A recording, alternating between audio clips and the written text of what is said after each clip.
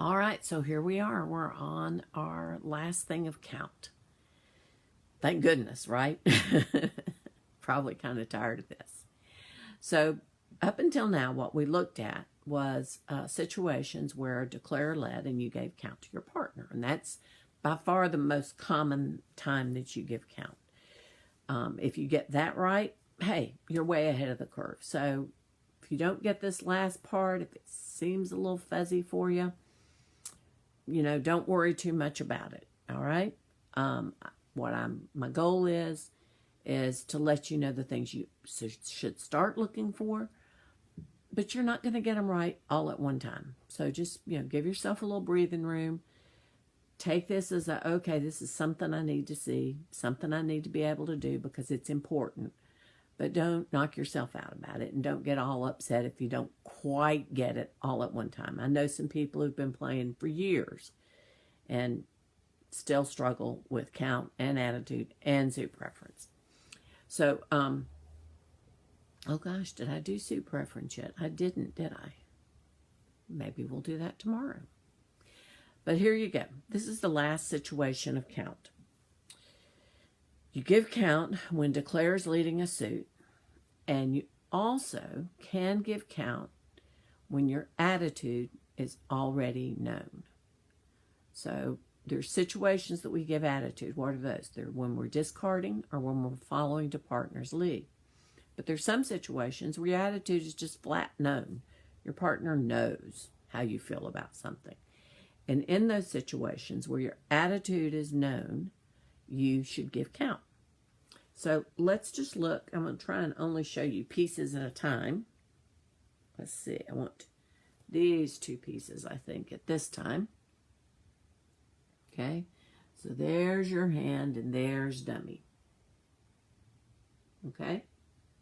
And your partner, let's say your partner led a diamond against 3 no trump, a low diamond. And the king, queen, jack, 10 of diamonds is in dummy. Well, I think the partner pretty much knows your attitude, don't they? If you don't win the ace of diamonds, you don't have it. And could you possibly have a situation where you want them to continue to play diamonds, where you need to tell them I like diamonds or I don't like diamonds? Well, right here, the king, queen, jack, 10 is in dummy. You obviously are not going to like diamonds. So the cards you play should be a count card. And what are your diamonds? The 7, the 5, and the 3, right? So do you have an odd or an even number? It's odd.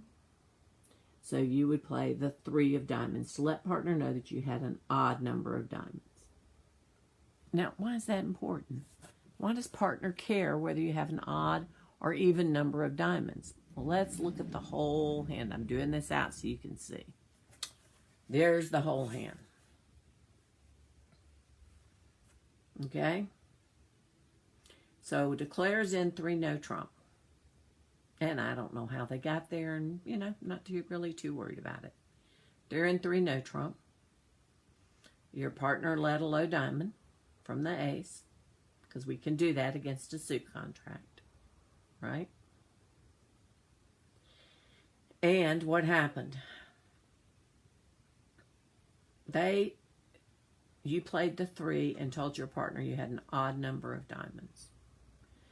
So if your partner is knowing that you're going to do that, then they're going to say, well, there's 4 in my hand and 4 in dummy's 8, and partner said they had 3, so that's 11. That means declare has 2.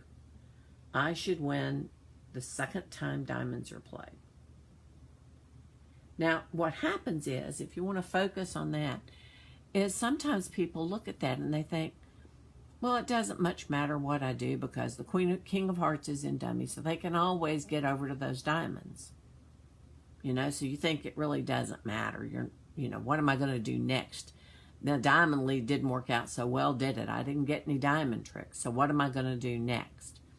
But it does matter because your partner has the ace of hearts. So he can't ever win that king of hearts and dummy in order to play diamonds again. You can limit him. He's got the king, the queen, the jack, and the 10 of diamonds. And if you win the second time diamonds are played, He'll get one trick in diamonds. He'll never get another diamond trick. Because you're certainly not going to leave diamonds for him, and neither is your partner. So let's count his tricks. He has 4 spades, right?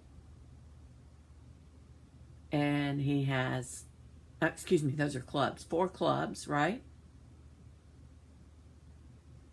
And he can take a couple of spades is 6. And he can take a diamond trick, that's 7.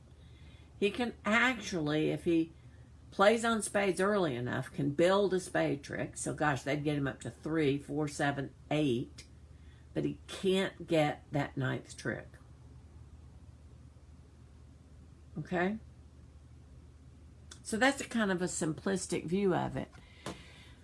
And it's just an idea I want you to kind of keep in your head. Like I said, if you can just remember when declare leads to give your partner count as a general rule, you can worry about these other special times that you might do it later. Okay? And when to and when not to. But I wouldn't try and teach you something or get you to think about something or focus on something if it wasn't important. If it didn't happen very often, wasn't something you needed to worry about very much because you weren't going to see it, we wouldn't waste our time. But defense is something that's going to happen on a lot of different hands. And count is going to make a difference on a lot of the hands that you defend. So, I hate to say it, but you got to learn it. I'll see you tomorrow. I'm going to check. I don't think I did suit preference yet. If I did, we'll review all 3 tomorrow. I'll have a couple of hands that I'll post and we'll go over them.